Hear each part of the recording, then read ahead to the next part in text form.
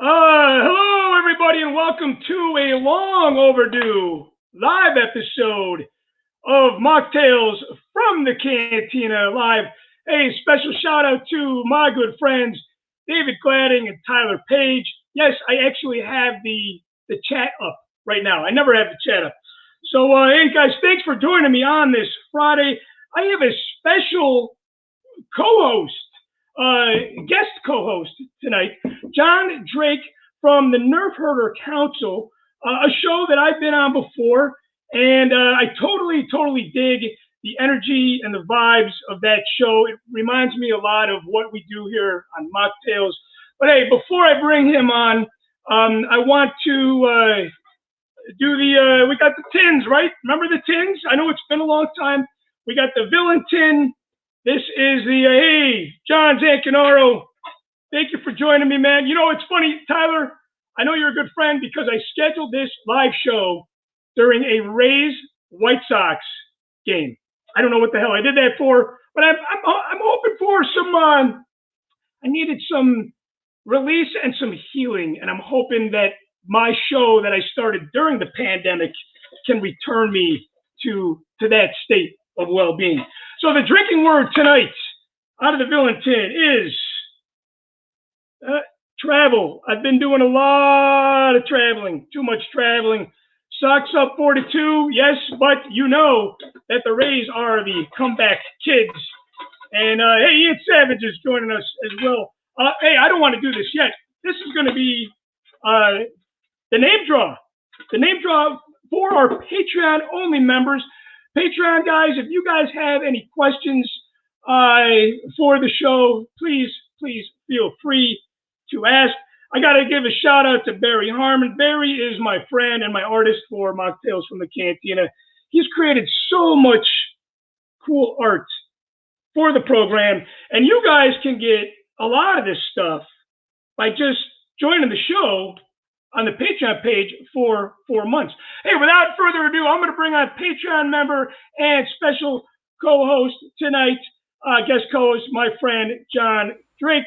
John, how you doing tonight, man? What's up, man? Thanks for asking me on. This is a blast. I've been looking forward to this ever since you asked me a couple days ago. Yeah, I think I asked you last night, actually. Well, hey, that's a couple. Well, yesterday was Thursday. Today's Friday, so that's a couple days. So close enough, right? It feels like days ago. Hey, I got to share what I'm drinking really quick. See, I haven't done this in a while. Okay. So I'm a little rusty. Hey, Rich is joining. Rich Brindle is joining us too. I know he's a big craft beer baseball guy. A lot of people joining us tonight. Thank you so much. I got this when I was working in Iowa at Field of Dreams game. This is by Seven Hill. It is called If You Fruit It, They Will Come. Is that a pumpkin beer you're drinking, John? It's Kentucky Bourbon Barrel Pumpkin Ale. You've tapped into the pumpkin ale already? Dude, take my man card. I love it. So I've got that one. And just so I don't have to lean off camera, there's a local brewery called Fatheads, and they make a spicy, heavy pumpkin brew called Spooky Tooth. It's 9%. So hey, you know, Fatheads, I love Fatheads. They make some really quality stuff. And for you guys that are music fans, you guys know I'm a big fan of the late 60s Fillmore era music movement, and Spooky Tooth from England. They had a song on the radio. Their big hit was Green Eyed Lady, I believe. I think so. What a great reference, man. Spooky Tooth is old school. Very old. That goes back to the mid 60s, early 70s for sure. Yes. That's awesome. He guy says good beer name for sure. I dig the name. Yep. Yeah. So I'm like I said, I'm doubling up so that I don't have to lean over and do the whole off-camera thing. So I got doubled up. I'm surrounded by beer and koozies and beer can. I got this really cool beer can holder. This is a R2 beer can holder. There you go. That Washington Nationals did. But who made this? Remember Think Geek? Oh yeah. And it's sad what happened to them because they essentially closed shop. But yeah, I got this. I got this on eBay in 2015, and I think a Star Wars friend of mine actually sent this to me. And I opened it up the other day for the first time, and I'm like, man, bum that Think Geek has closed shop. Yeah, you know. I'm trying to remember what I got from them, but I know that I shopped there a lot. Obviously, being a Star Wars nerd as you are, and there was a ton of cool stuff on there. I wish I would have known you had something cool because like mine isn't Star Wars related, but I actually have a Van Halen koozie that they sold on I think it was the 2004 tour, and like no one ever has that. So I've got a really cool Van Halen koozie. And you got that from Think Geek? No, not from ThinkGeek. That's one of the things I did. I'm just saying like you have something cool from ThinkGeek. You've got a cool Star Wars thing. Well, I've got a cool like beer holder too, but mine's Van Halen that I got from a tour like years and years ago, and nobody has the damn thing, so it's really cool. So not even my show producer and my good friend Michael Wistock probably has that. He'll probably drop the money on eBay if he finds it that way. Yeah. I was in Iowa 3 times during the last 3.5 weeks. One was for the Field of Dreams game where I was with Tyler Page and my friend Gunnar. And I was in Iowa filming this Corvette documentary called Driven to Oblivion. So any Corvette aficionados, there's a new project from myself and Ian Basic coming out really, really soon. And it's coming out soon because we're getting paid to do it. We're at the mercy of a paycheck. And, time is money, and it kind of pushes itself up to the front line, if you will. You know? So before we get rolling on tonight's like subjects and stuff, I do have to say, since you're lamenting the fact that you scheduled this in the middle of a Rays White Sox game. I'm from Cleveland, as you can see. I've got my seats right behind me. I sit in the dog pound. I'm actually in that picture, but you can't see me because I'm holding up that banner, ironically. So I'm somewhere, let me see, right about there is where me and my wife sit. So, go Rays, beat the crap out of the White Sox. They're in our division, like take them down, man. Like I'm all in with the Rays, and not only because you're beating a team from my division, but my younger brother AJ used to live in Tampa for several years, and his surrogate, like kind of second team, is your Rays. So we do root for the Rays when we're not rooting for the Indians. So yeah, go Rays, man. So nice. I think we might. I don't know. Is Tyler Page still hanging on? I know he's in the White Sox or an American League Central. But yeah, go Rays. And David Gladding says I need to finish the real fans first.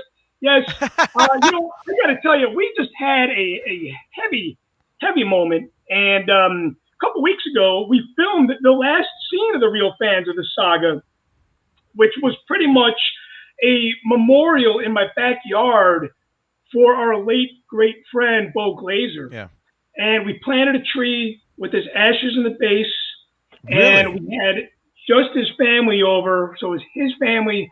My wife, my daughter. It was a very, very heavy, emotional moment. So the Real Fans of the Saga has not been aborted. I think at this point, I might ask my therapist this: Am I afraid to let go of the Real Fans of the Saga? Fear of wrath is a real thing. And tonight we're going to talk a little bit about The Force Among Us, because this month we started filming that documentary 15 years ago. Yep. But yeah, we're not done with the Real Fans of the Saga by any means. I mean, it's still, like I said, we just filmed this emotional scene a couple weeks ago for sure. Yeah. And if you guys are Patreon members like John Drake, like Tyler Page, David Gladding, we are going to make it available to you guys first. Good. So you guys will kind of get first dibs on this new footage that we just shot. Yeah. Dude, I'm a huge fan of the show, and I'm glad that you finished it. I have to say that you said it's a very heavy thing, like planting a tree, having your friend's ashes as the base of the tree, like that's awesome. That what better tribute than he's always going to be there with you in your yard and stuff like that. I mean, it sounds kind of cheesy to phrase it that way, but I mean, it is true. That's really cool. That's really, really cool that you did that. So.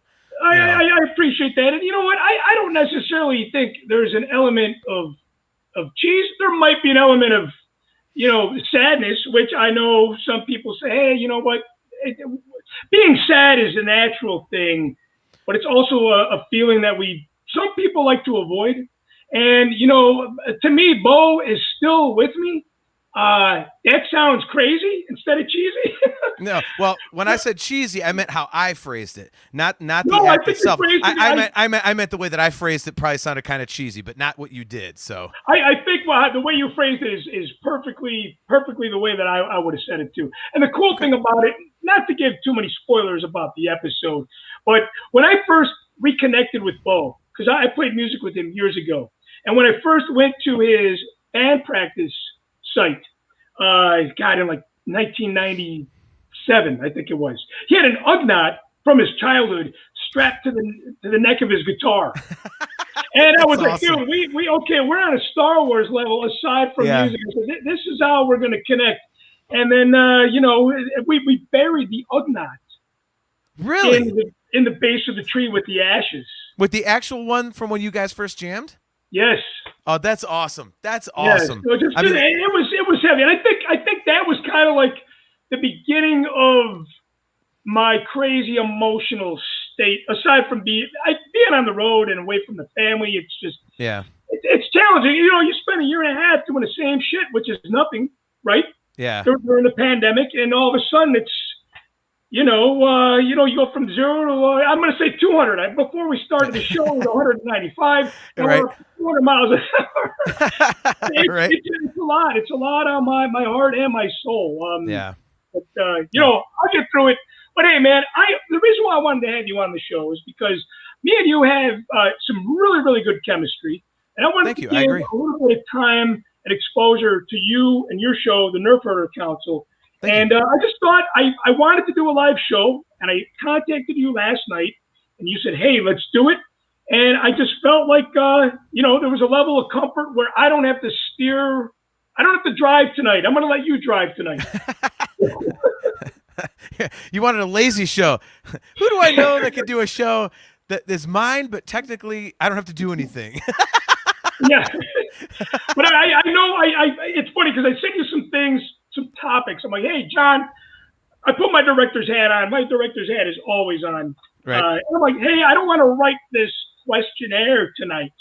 But I wanted to kind of steer you in the right direction. And so you don't want to talk all about Star Wars?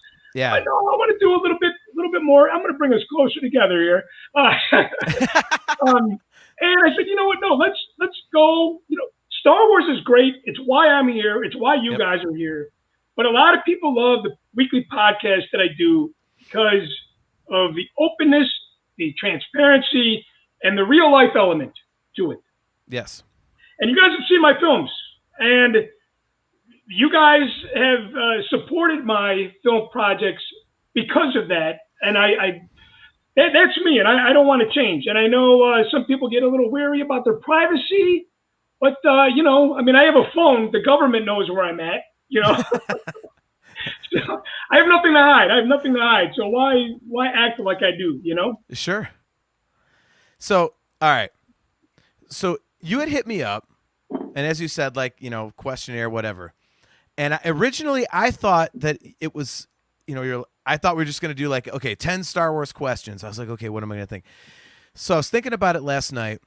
And then today, first thing in the morning, I'm sitting down at work and I get a message from you and you're like, well, what about this? Here's an example question. And I was like, oh, so it's not just Star Wars. We're going outside the box. And then you hit me with a couple things. I was like, wow, so you really want to get some hard-hitting stuff in here. If you want to go there, I'm fine with it. So I did use the 2 questions that we talked about, but I did come up with some other ones. So I've got some serious ones. Okay. And I have some goofy ones. So hopefully I do this right, because I've seen it with other shows, people ask you questions. So I'm hoping that my questions are at least interesting, entertaining. But, we are going to touch on some stuff that might be a little bit hot button, because we did talk about the fact that hot button topics are cool. So, hey, I love the hot button discussions, and I do touch on that on the show. Hey, I'm getting a transmission. I'm getting a transmission from Tyler saying that my mic isn't on, and see, that's the thing. See, Tyler, I'm having technical difficulties because you're not on this end. You're hearing me. You're hearing me from my PC. So what I'm going to do is I'm going to talk really loud. I'm going to lose the mic that I have. David Gladding says he can hear me. Now I'm completely unplugged, and now we're completely unprofessional. We are going to take care of the technical difficulties right now, live, because, like I said, there you go. That's just what we do and how we roll. So, hey, okay, it's Tyler. This is so unprofessional. This is just showing the rust that I have right now. I got to say, Chris, yes. I think the unprofessional aspect of things comes from Tyler, because if he was professional, he'd be there helping you. So you're not the one that's unprofessional. You're the talent. He's the producer. What's he doing? Where you at, Tyler? Where you at? This is your fault, Tyler. In Tyler's defense, and Tyler's probably going, dude, how come? Because Tyler's got an IMDb credit for this show for being a production assistant. Well, take it away. Tyler's thinking, how come you have not asked me to do this show with you tonight? You know what, Tyler? I just didn't want to bother you. I didn't want to bother you, and I know it probably wouldn't have been a bother, but it's, Tyler, you're always included in everything I do. And Super Friends, that's got to be Ian. He says we're great now. So, hey, let's dive into this Star Wars 10 questions and beyond. All right. So I'm interviewing you.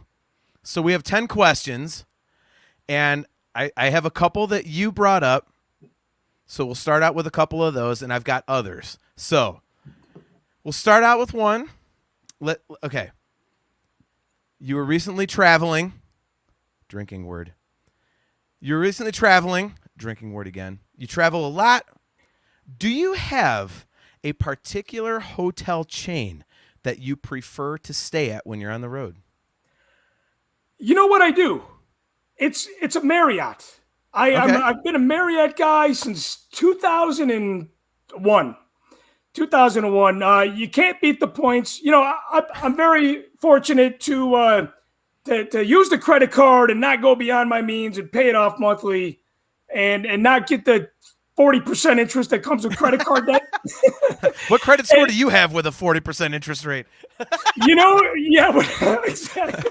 Well, I can't tell you what my mortgage rate is on my rental house, because I'm freelance. I've been freelancing since 2000. Let me tell you, it is not easy to get a low interest rate, even when they're giving this shit away for free pretty much now, 2.5%. I'm not locked in at that rate, unfortunately. Right. Yeah, Marriott's my choice. Okay. All right, so Marriott is the choice. All right, now this is one.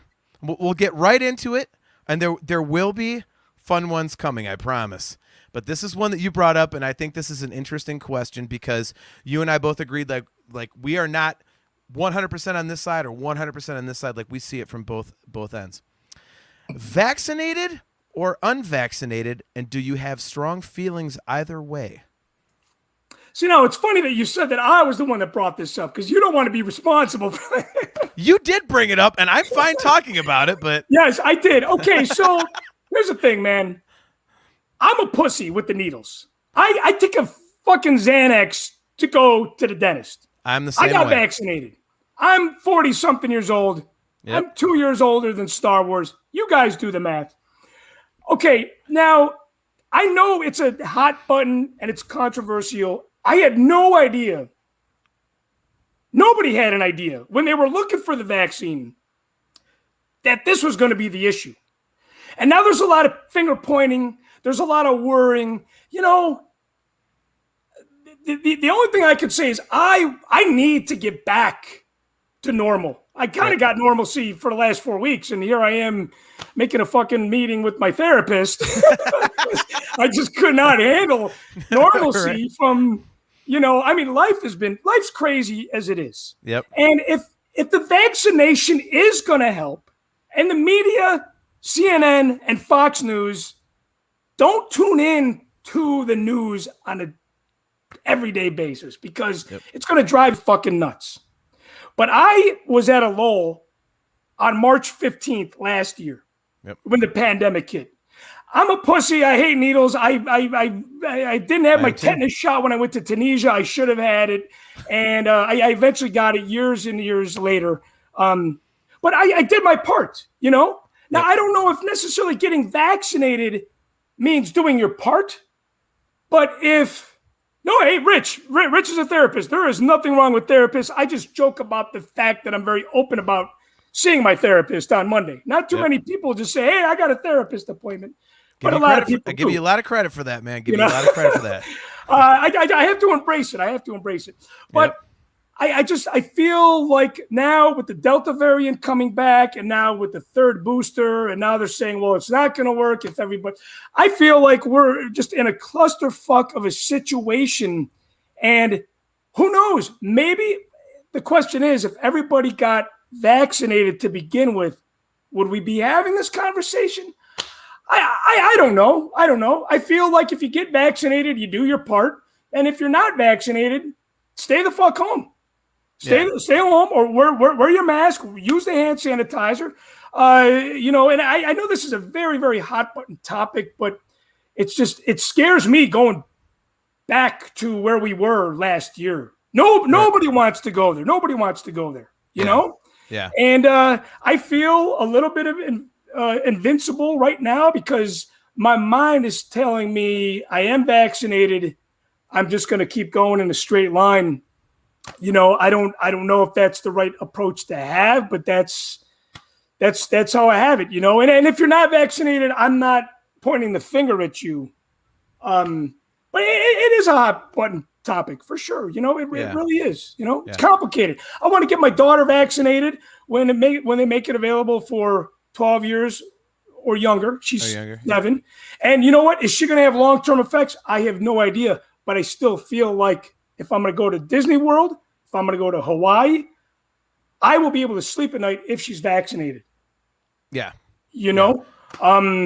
Is she going to have long-term effects later on? I don't know. That's kind of a selfish thing to say too, right? Like, I don't know, but I'm going to get her vaccinated. Yeah. I don't know, man. It's hard to answer, you know? It's really hard to answer. And that's the difficulty of it, is that a lot of this issue comes down to a selfish decision. It's, you know, because what you hear, the only thing that I'm really passionate about, like I've been vaccinated, but I didn't do it because I'm like, oh, you have to get vaccinated. Like complete transparency, I did it because, you know, my family's all super, got to get vaccinated. And at work, they're like, you know, we recommend it. And I was catching shit from a lot of people because my opinion was, well, we have all these different vaccines for years and years and years throughout our history, and they take years to develop. And I've worked in the medical field my entire career. I'm 45 years old. And it takes a long time to develop these things. And all of a sudden we just crap this one out in like less than a year. Like, something about that doesn't seem right to me. But so I was literally like, you know what? People want me to do this, like whatever. I'm with you, Cris. I hate needles, so I got the Johnson & Johnson because it's only one shot instead of multiple. So I did do that. Yeah, right. One and done. Yeah. Right? So I did that. And, you know, to me, it's, you know, I'm not passionate either way. If you want to do it, cool. If you don't, that's cool. To me, it's a very personal decision.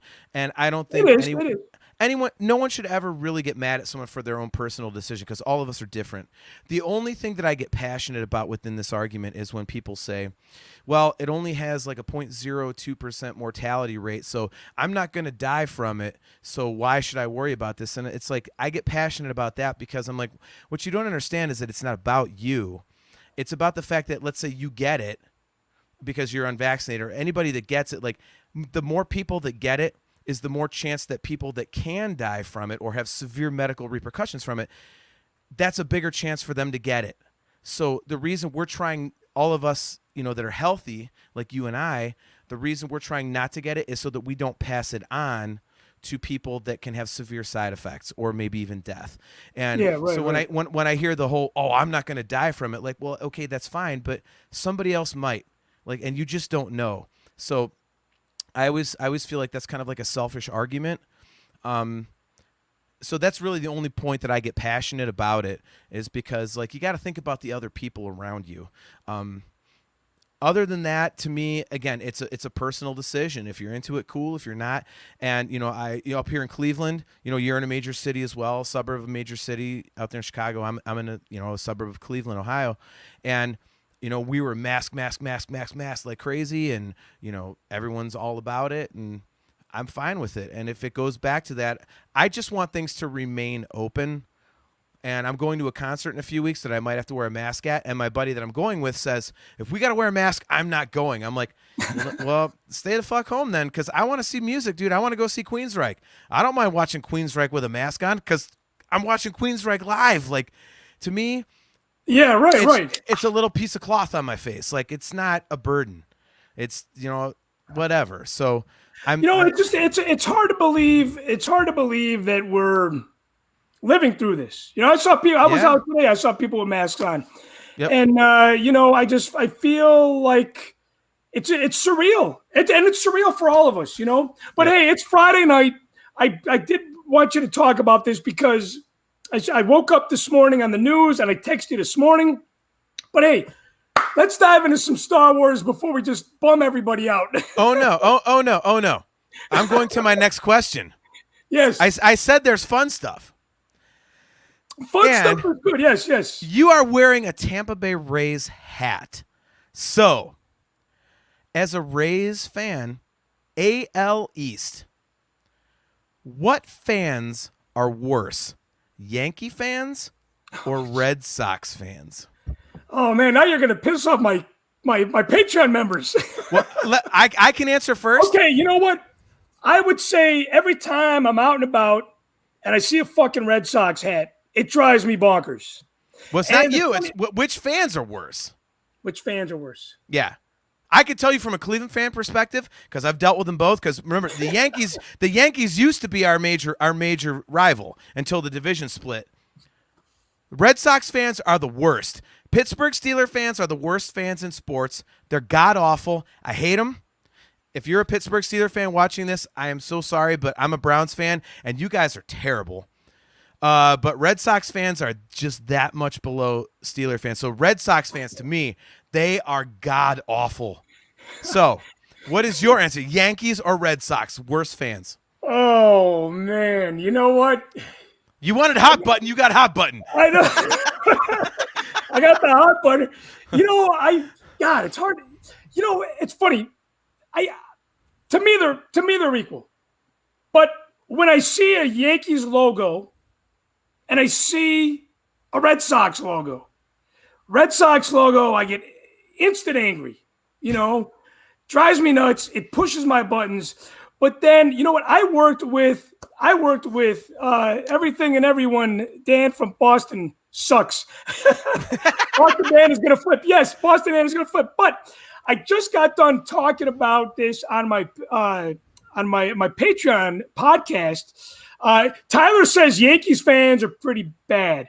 You know what? Okay, I don't know, man. That's hard to say. You wanted hot button. Now you have to make a decision. I got to tell you, I do not like the Red Sox. I never will like the Red Sox. I respect the Yankees, even though the Yankees and the Rays rivalry is on full throttle right now. Every time there's a game between the Yankees and the Rays, the Yankees are always throwing at the Rays pitchers. They're always throwing at the Rays batters, at their heads. There's always some kind of bench clearing incident. That doesn't happen with the Red Sox and the Rays as much anymore. That was like, 2010, 11, and 12, 13-ish. That's because they're out parking their cars in the parking lot. But I got to tell you, after working with Kevin Millar, the former Red Sox player, that guy was the nicest fucking guy. I feel like I can't hate the Red Sox because of him. Now, I feel like I can't hate the Yankees because of Babe Ruth. And I can't hate the Yankees because of 61. Roger Maris story. You didn't know Roger Maris. You didn't know Babe Ruth. No, I didn't, but I respect them as legends of the game and an underappreciated legend, Roger Maris. Look, I respect the Pittsburgh Steelers for their accomplishments, but I hope they all get hit by a car. All right, here you go. No, I don't wish anybody getting hit by a car. I will say. I do. Fuck the Pittsburgh Steelers. If you're watching, fuck the Pittsburgh Steelers. Sorry, anyway, moving on. Well, I will tell you. Cubs fans. I'm a Cubs fan. It's my other team. Okay. Cubs fans annoy me because they remind me of a hardcore Grateful Dead fan where they just think very, very, very narrow-minded. Because there's a lot of bands from the Fillmore, San Francisco scene that exist, not the Grateful Dead fans. And I feel like Cubs fans are like, no, if it's not the Cubs, it's nothing. And I don't know. Sox fans annoy me too because you go over to this fucking Sox park and they're always talking shit about the Cubs fans. And if you're at Wrigley Field, those guys are never talking shit about the Sox fans. So North side versus South side. Even I know that. I'm from Cleveland, 6 hours away. Like, all right. Okay, so John, my Patreon member John Zancanaro says he votes Yankees fans is the worst. Cubs fans are brutal. That's what John says. Nobody hates the Red Sox fans, but when I see that red bee at a random restaurant in fucking the suburbs of Chicago, it sets me off. Yep, I'm with you. As for Cubs fans, I can't really talk smack. Like the 2016 World Series, like Cubs fans, like were very cool to us here in Cleveland for that World Series. I was one of them. You know, because my wife goes, hey, what if we go to Cleveland and we see the Cubs lose? I said, well, you know what? We get to see the Indians win because the Indians have, well, now they have the longest drought, but they had the second longest drought. Game 7 of the 2016 World Series between the two old teams that had these long droughts, that was good for baseball. Yes. And for us in Cleveland, we had won the Cavs. The Cavs had broken our 52-year streak in June. It was actually June 19th. I remember because I was literally across the street from the Gund Arena, Quicken Loans Arena at the time, and I was downtown for that enormous celebration when we won. And when the Indians made the World Series a couple months later, we were all going, holy shit, have we gone 52 years without a title, and now we might win 2 of the 3 major titles in 1 year? And the World Series, we get up 3-1, and we're like, oh my god! And then all of a sudden, it gets to 3-3, and we got game 7 at home, and we're like, oh my god, like Cleveland Energy is going to do this. And then we go down, what was it, like 4-2, 5-6, whatever the hell it was. Rajay Davis hits that home run in the 8th inning, and we're like, oh my god, like this might happen. And that place when Davis hit that home run, my ears hurt. Yeah, dude, Cleveland. Our major heritage is like Eastern European, but a lot of it is Italian. It's like kind of like a mini New York. And I am Italian, and we got some lungs on us. So when you get 42,000 Italians in the building, it's gonna be loud. So that place was loud, man. I'm not gonna lie, my ears hurt. My ears hurt for sure. Yeah. But when it all went down, you guys end up getting the title. Like all of us, we were so hurt. But all of us, literally, to a fan, went, you know what? There's only one team we could accept losing to, and it would be the Cubs because, 68 years sucks for us, but they're 108. So It was like the one team. It was like, and that's why I think you and I have talked off air about the fact that in '97, when the Indians made their second World Series in 3 years, we lost to the Florida Marlins. They'd only been a team for like 5 or 6 years, and there's these people celebrating in the stands like, yay, we won a title. We're like, you don't deserve this. You haven't existed for what the crap? Like it sucked. Right. So that one really sucked. But losing to the Cubs and 108-year drought, like it was one of the greatest World Series in baseball history. First of all, but second of all, like we were all part of history. As you said, like either the Indians are going to break the second longest drought or the Cubs are going to break the longest drought. So it was really cool. And Cubs fans and I have friends that are Cubs fans, and we still talk about it. And they were awesome after the fact, and it was great. It was really great. And thankfully they weren't pieces of human garbage like Red Sox fans and Steeler fans are. So I mean that part was good. So it was a great series. It was a great series, and you're right. We were all part of history. We were all part of history that night. Yep. For sure. All right. So my next question. Oh, here's a Star Wars question. Hey, we got Star Wars. Hey, believe it or not, we do talk Star Wars on Machtails from the Cantina. I have a couple Star Wars questions. So okay, these are 2 things I won't even tease it. What is your opinion on Purgles and the world between worlds. Purgles. Oh, okay. Do you know what the Purgles are? You know what?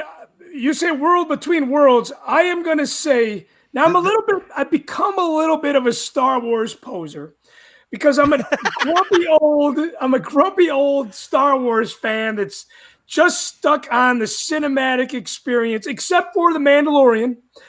You say world between worlds. You're talking about they're both from Rebels. Purgles are the space whales. The world between worlds is in the last season. That's like the whole. It's like literally just black and white, like chalk lines, and it's the time travel aspect. So space whales and time travel aspect. What are your feelings? You know, I got to tell you, I can't answer that because I have not made it that far into Rebels. I watched like the first season and a half, and I don't know. There's something about the animation. I have not seen every Droids cartoon. I have not seen every Ewoks cartoon. And you guys, I know you guys, some of you guys here tonight are here because it's Friday night and there's no RFR, Bad Batch after show. And I just did not, I did not watch one fucking episode of the Bad Batch. I know that's blasphemy. I know I'm going to lose my fan base. I'm going to tell you this. I'm gonna call you out on that, and not so much call you out. So, my brother AJ, who's my co-host, one of my two co-hosts on the Nerf Herder Council, he's a huge Clone Wars guy because he's an animation guy. He's a graphic designer.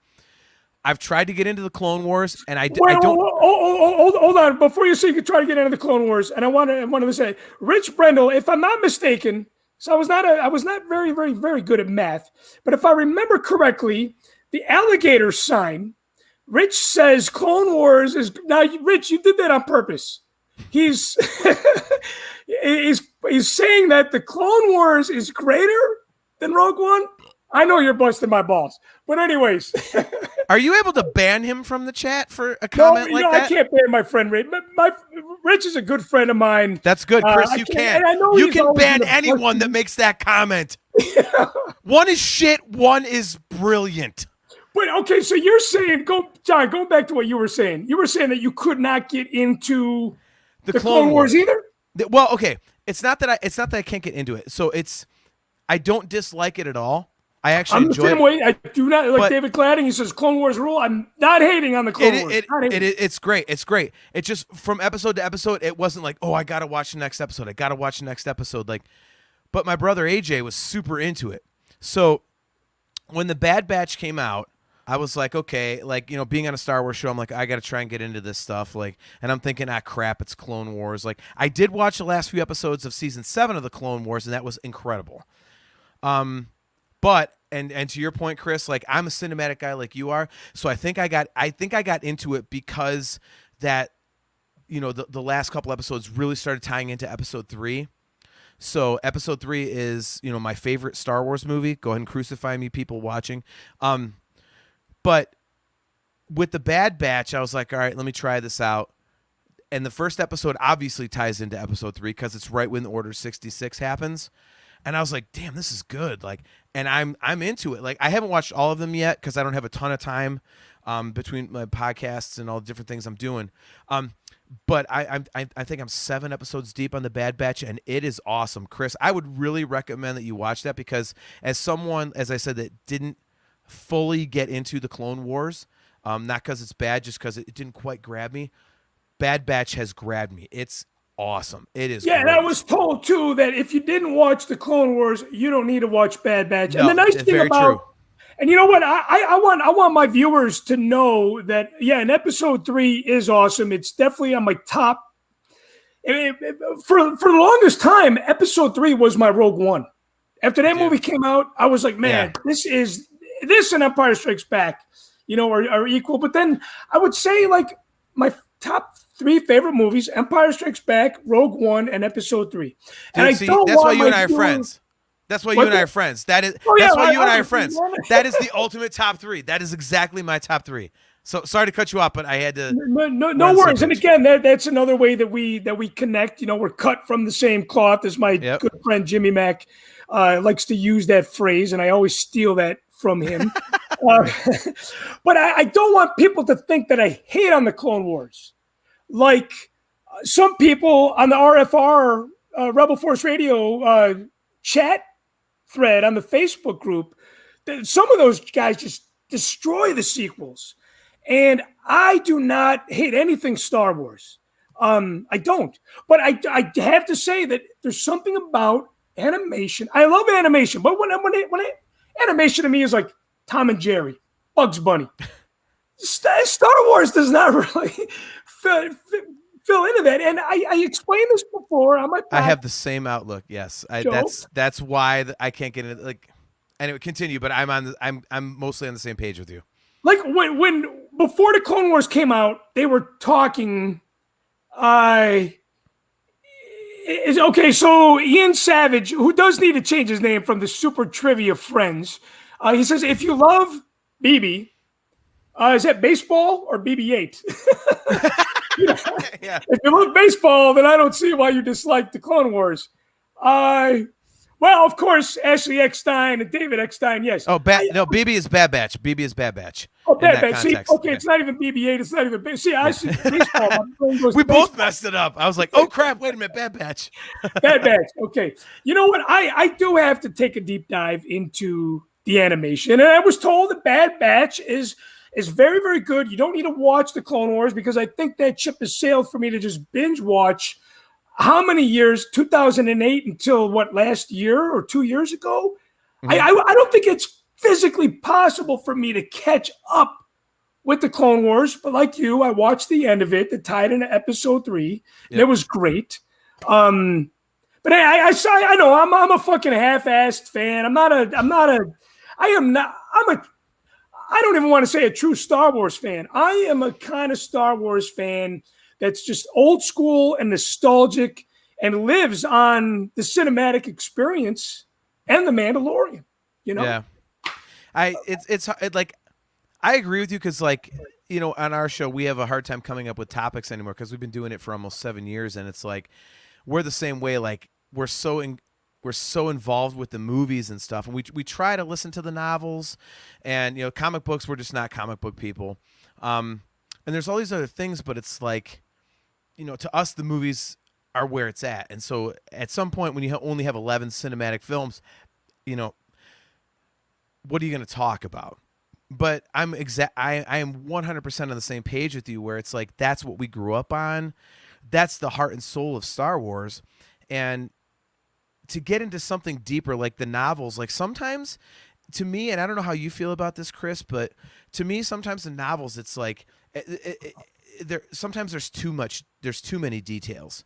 Like part of the allure of Star Wars to me is that it's like, oh, what's happening behind the scenes? Like you wonder and you guess. But then when they tell you, here's every single detail of what's happening behind the scenes, it's like, okay, well, now that's not cool. Like, you know, like I can't listen to, like, for example, like episode 3 is my favorite Star Wars movie, but I tried listening to the audiobook of the novelization, and if someone likes this, I apologize if I'm being offensive. It was awful because it was like the movie stretched out over 12 hours instead of 2.5, and the other 10 hours were just nothing but adjectives and just superlatives. I'm like, what in the hell is this? Like, it just, I'm with you, Cris. Like, the movies are where it's at.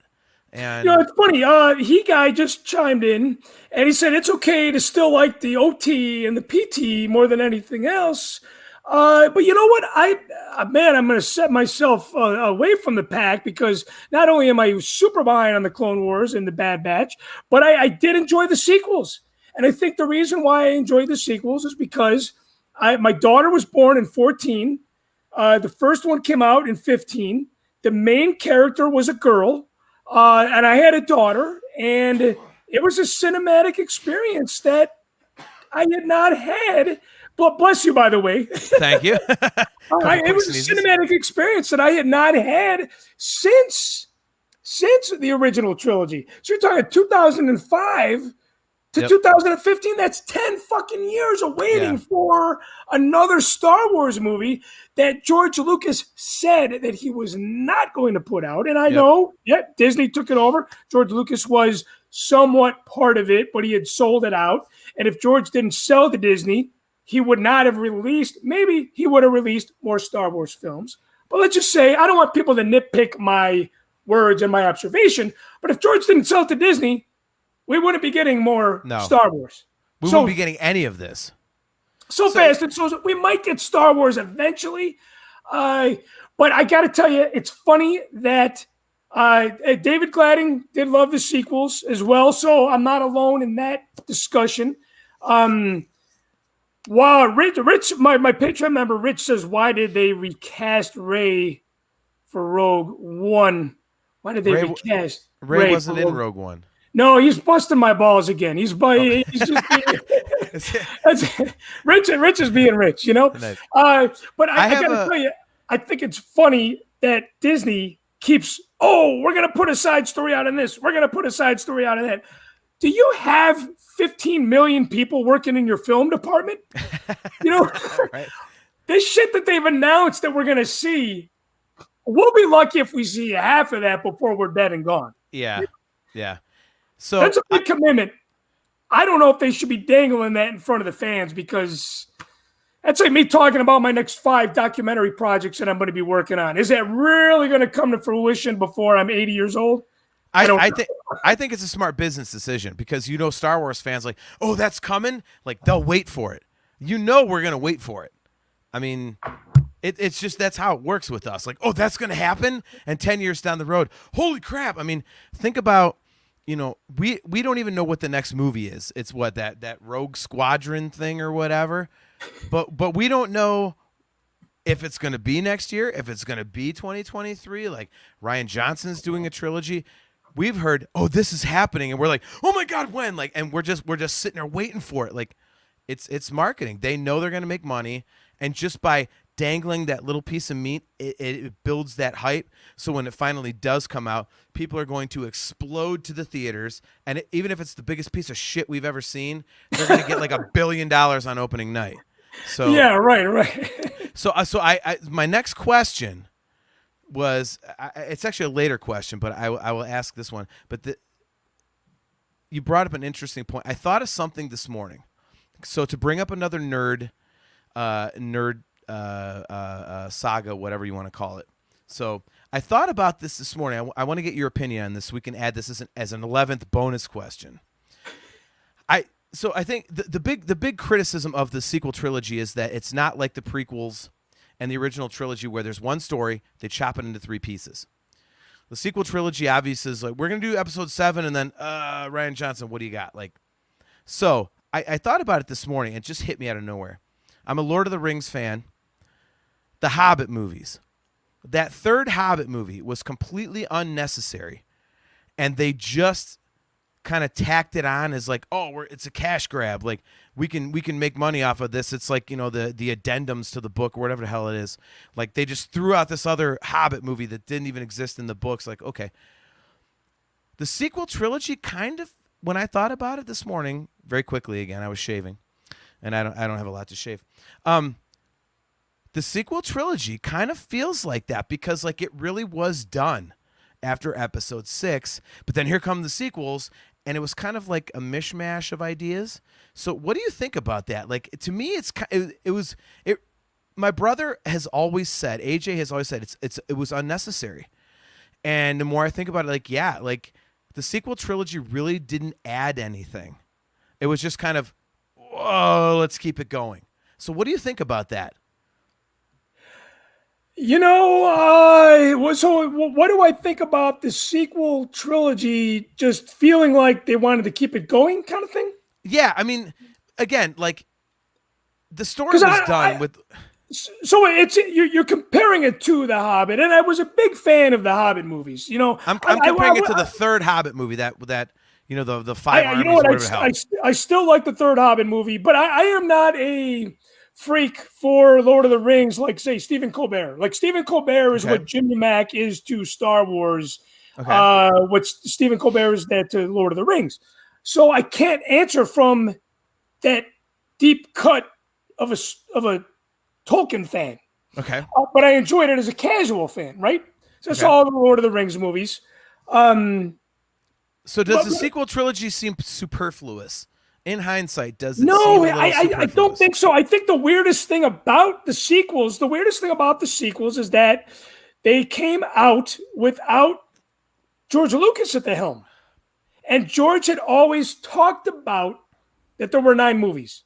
My mom told me this shit when I was 6 years old. You know there's going to be 9 movies. Do you know there's going to be 9 movies? And yeah, it took so many years for him to release episode 1, 2, and 3.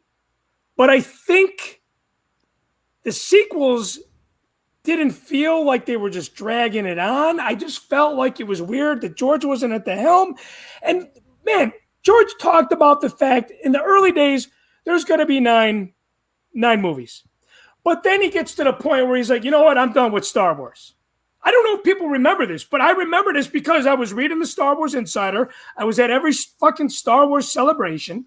And I remember it got to be Star Wars Celebration with Rick McCallum. It was probably 2007. It was in London that he said this. He goes, you know what? At the rate that George is spending money, he's got to make 7, 8, and 9. So it was an idea of his from back in the day. Yep. Rick McCallum said, you know what? I'm his producer. This guy's spending money. He's probably making a shit ton of money too. So he's like, Rick McCallum's probably like, you know what? If he doesn't make 7, 8, 9, I'm done as his producer. So he was probably having a little fear of rap. Right. And I don't, even just to see Mark Hamill in the flesh on screen, I don't give a shit if he jerked off with the lightsaber. It was still Mark Hamill on the screen. And just to see that and to hear John Williams' music on top of that, that was enough for me. I'm like, okay, I'm done. I'm fucking sold on this. I am so, right. And I know a lot of people say, oh, that's not my Luke Skywalker. He wouldn't have done it.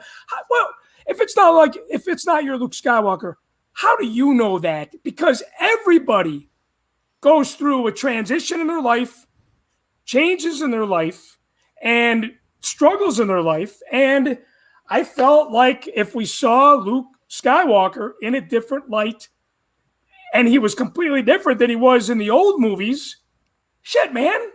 Shit happens. Life happens. People change, Dude, if we had seen nothing but like great Luke going to hero Luke going to superhero Luke, that would be every other movie we have seen. It wouldn't be Star Wars without Luke going into hermit mode and actually learning things and being like, holy shit, the Jedi failed because of hubris. That is the most, and again, the whole, force projection thing, fighting Kylo, that is the most Jedi thing anyone has ever done in a movie. And people that are like, that's not my Luke. It's like, well, you know what, dude? Like, it's 30 years. Like, are you the same as you were 30 years ago? No, you're exactly. not. Yes. So guess what Luke is? Not the same 30 years ago. And he just brought more like depth, more volume to the Jedi Order by realizing like, holy crap, we screwed up. Like, and what people don't realize, and I'm speculating here, and I don't know if you'll agree with this, because of what Rian Johnson did with the Luke Skywalker character in The Last Jedi, I think that opens the door to a ton of new Star Wars stories that can come out down the road, because the Jedi now are different. The Jedi are more humanized. They're more down to earth, and they're fallible. And I think that allows for so many places for this to go now, instead of the Jedi are perfect, we are heroes. You know what? I think Palpatine kind of set that straight when he was talking to Anakin in Episode 3, because when they were at the opera, right? He said, you know what, the Jedi, they're dogmatic, and they're very similar. Like, they think about themselves, and I definitely don't think the Jedi are perfect by any means. I mean, look at Qui-Gon Jinn. He wasn't perfect. Obi-Wan wasn't perfect, And I think that's, man, I don't know what it is, but to me, I always relate to these Star Wars characters on a real life level. I don't know. It's well, to me, that's the brilliance of Episode 8. And I'm about to ask you a sequel trilogy question because we'll get through my questions, I promise. But this is an amazing Star Wars discussion. I'm a huge fan of The Last Jedi.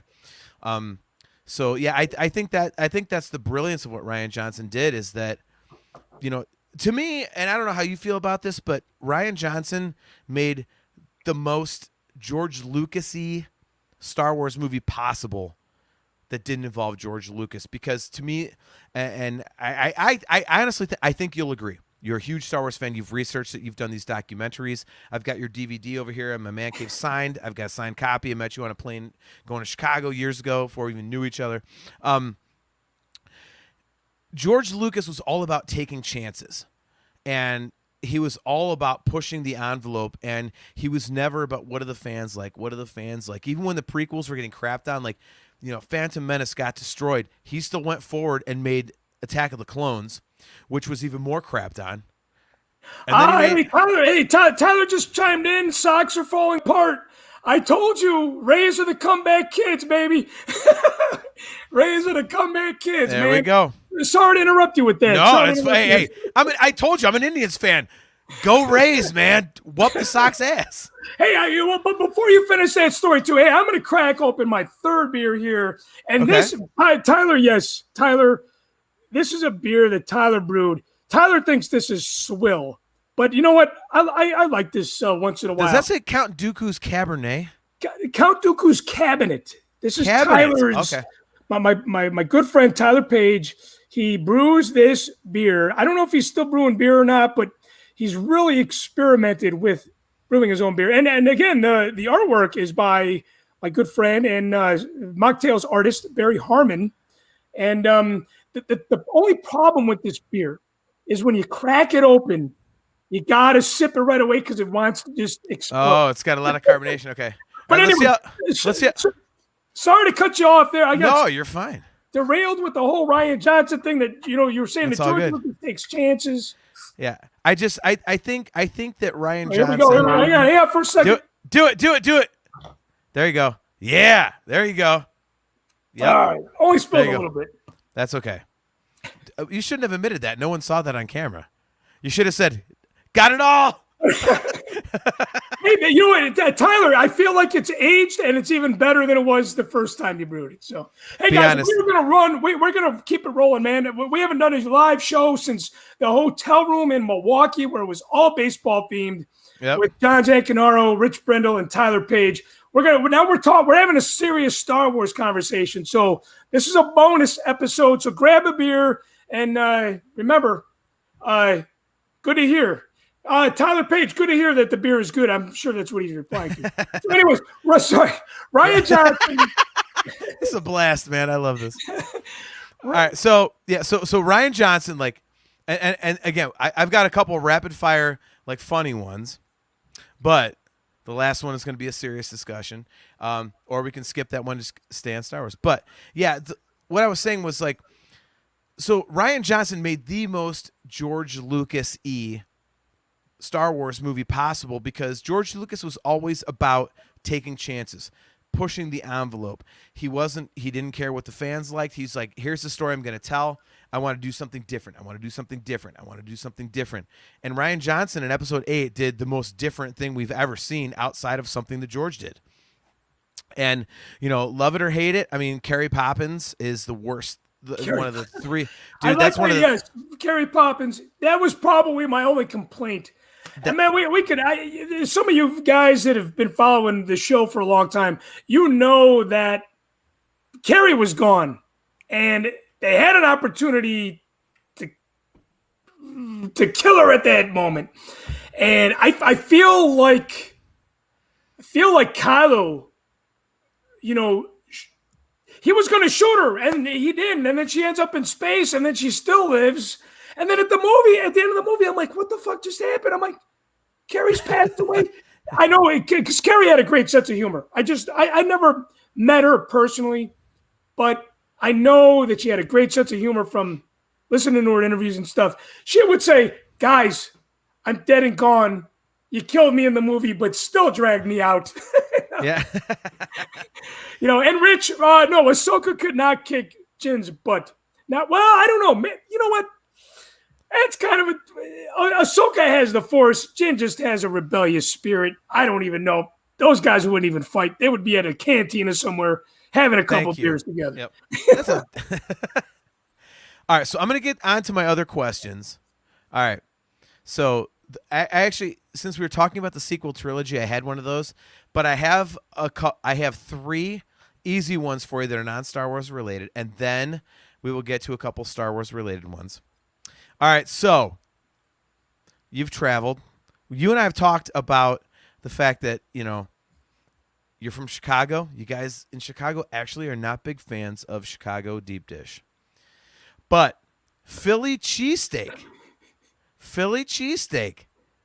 You've been to Philadelphia, I would assume, and you've had real cheesesteaks. Yes. Okay. Cheese Whiz or provolone cheese? You know what? I think that's a really good question. I probably had it with both. You say Cheese Whiz? That shit's not natural. I gotta go provolone. See, again, we're on the same page. It's like everyone's like talking about you gotta get the whiz, you gotta get like no. And maybe it's because I'm Italian. You gotta get the provolone. Cheers on your sandwich. It does rhyme for a reason. But I will. Yeah, you can see them making out on Macht's. Okay. Oh, wait a minute. Rich says you can see them making out on Macht's OnlyFans. Okay, I wouldn't say Ahsoka and Jin would make out. No, I don't want to see that. I don't want you know, guys. You got to know I don't like to mix my Star Wars and pornography. It's sacrilegious. Sacrilegious. We already have Leia in the gold bikini. That's as close as we get to porn. Yes, that is enough for me with my Star Wars. And we talk about that in the Real Fans as well. I know, dude. I can't wait. I can't wait to meet Duffy. And by the way, Duffy is coming up in a question. So, okay, but hey, I got to rewind. Now, my daughter's birthday, that was last week, we did Giordano's, and I did eat Giordano's deep dish pizza. It's a treat once a year. Gino's East. I haven't had Gino's East in a long time. Oh, Gino's East isn't down the street from my house. That's why I have to. Make the drive, dude. Make the drive. I drive an hour for all-you-can-eat crab legs down in Grand River. It's a Cleveland tradition. Illuminati's pizza. That's some good shit. That's the only one I have not had. So if you have that, you're gonna wipe Gino's East off the map. All right, I'm gonna hold you to that. So that is next time in Chicago, I'm gonna hold you to that, and I might be there with you. We don't know. Well, no, we will be there together for sure. All right, so we'll do that. Okay, so we got the Philly cheesesteak question. All right, you are a craft beer guy, heavier than regular beer. What is your go-to hangover remedy? That is a good question. Yes, this is my. You told me to come up with this stuff, man. Yeah, what is my go? You know what? I always love a good Bloody Mary. A good Bloody Mary. It's funny. I went to Duffy. Speaking about Duffy, went to Duffy's house, and it was a couple years ago. He lives in Minnesota, and he gives me. He's like, "Yeah, you said you like Bloody Mary." Pulls out the shit vodka, the shit Bloody Mary mix, and he's like, "Have at it." I'm like, dude, that is not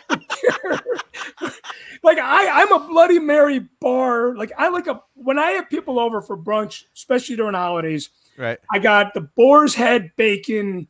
I got the seafood salad from the Italian market down the street. I got the blue cheese olives. I got the homemade tomato sauce. Like the tomato juice. I don't use the pre-mixed shit with all the chemicals in it. So you got to have a nice salty rim, like a nice lime salt rim. So I'm a big Bloody Mary guy. If it's going to be hangover for sure. Okay. Now we may have to come visit, like at least for we'll drive all the way to Chicago to your place, stay for an hour, and drive all the way home for a Bloody Mary. My wife, she's literally strictly just a beer girl, hates liquor. She's so old school. She's hip as hell. My wife is beautiful and she's a rock and roll girl, but she loves some Bloody Mary. So if you make a kick-ass Bloody Mary, we may have to come out there. I've had everybody that's been here from my Bloody Mary bar. They're like, And Tyler Page is probably like, hey, man, I've been at your house a couple times with a hangover. I've never had the Bloody Mary bar. I do have to question your hangover remedy being more alcohol, though. Like, that's hair of the dog. Like, well, well, you know what? And Tyler turned me. You know, it's funny. We went out to Cleveland for the Rebel Force Radio party that they had for the Playhouse last Square Star Wars movie, Playhouse and Square, yep. he brought out the Pedialyte. But then he had introduced me, and my wife knows about this stuff because she listens to a lot of XM radio with a lot of great advertisements that sell a lot of really cool shit. But Tyler introduced me to this packet, this powder packet that's like Pedialyte for adults that drink. Yep. Yep. It's I super can't remember expensive. what it is. But you got to have that the night before. If you wake up with a hangover, you got to come to the Bloody Mary bar. If I'm hungover, the cure is more booze. More booze, yes. I like it. See, Chicago and Cleveland, we the same mentality. All right, so you work in film production. Do you have a type of project that even though you get paid for it and you'll accept the paycheck, that you absolutely hate to do? No, I don't. I do everything I do. I was told this early on, my college years. This is very cliche. It's very typical. Do what you like. And, you know, if there's maybe, you know, I set up AV equipment for like Blue Cross and insurance companies and, you know, conventions and that kind of, that shit's a little boring. But at the end of the day, yeah, it's more about the paycheck. But at the end of the day, it's like when you get paid for a 10-hour day and you're out in 7, you're like, okay, that's the bonus, right? Yeah. All right. You know, or you got to tear it down. You get paid for a 5-hour day, but you're out in 2. It's like, at the end of the day, I think that's what makes me like it. And the people that I work with are great when I do that kind of shit. Yep. What I don't like to do, though, I don't like to wake up and sit in traffic going downtown Chicago. I got an 8 o'clock in the morning call. I leave my house at 6, and I'm panicking because I'm late to work. Yep. That shit drives me nuts. And it's always related to this this company that I work for doing this AV stuff, you know? Right. So, yeah, I, to answer your question, yeah, a little bit, but not so much. I'm still taking work for them. And a lot of that work is piling in because now that a lot of these companies want to travel, they want to do conventions and stuff. I never say no. Because in my business, if you're freelance and you say no, they'll never call you again. Yep. Never call you again. Yep, totally get it. All right, so on the Nerf Herder Council 2 nights ago, we did Marry, Kill. Marry, fuck, kill. I'm Machtails from the Cantina. We said shag, marry, disintegrate. I was going to say marry, shag, disintegrate. So I have 2 marry, shag, disintegrates for you. The first one is going to be easier than the second one. So marry, shag, disintegrate, the sequel trilogy. And the second one's harder. So marry, shag, disintegrate, The Force Awakens, The Last Jedi, or The Rise of Skywalker.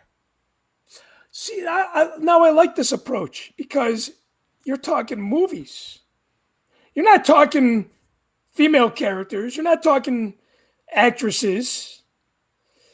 You know, I don't know if there's a movie that I'd want to fuck. Yeah.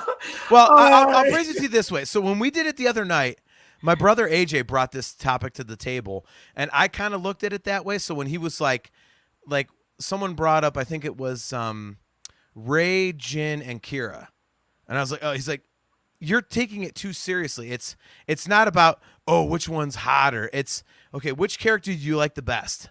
You know, what of these 3 things do you like the best? It's not about like, you know, being misogynistic.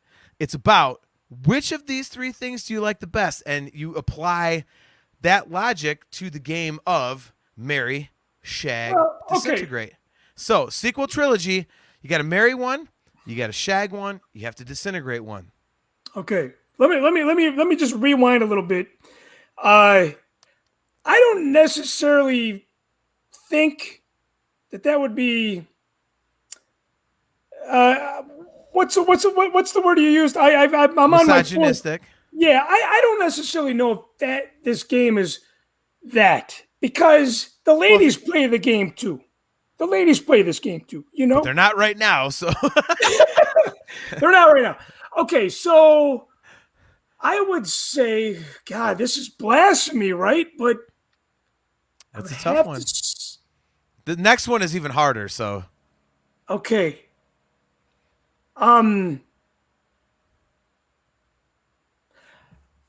would have to marry episode 7. I would have to shag episode 8. And I'd have to disintegrate episode 9. It's blasphemous. I know it is, but that's how I feel. That's an honest answer. Marry episode 8, shag episode 9, disintegrate episode 7. Yeah, and you know what it is? It's just seeing Luke Skywalker. No matter how much you hate him in episode 8, just seeing him in the flesh, acting out his part.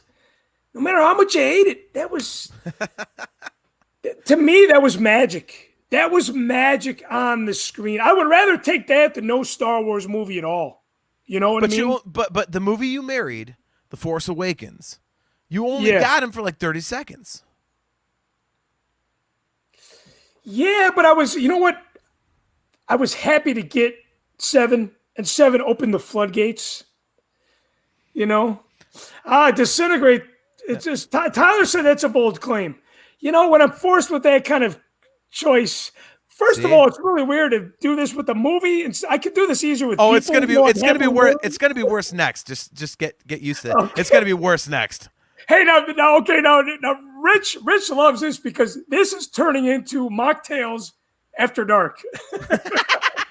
We actually have a Nerf Herder console After Dark. We've got a few episodes, only 4 of them, but yeah, it's pretty crazy.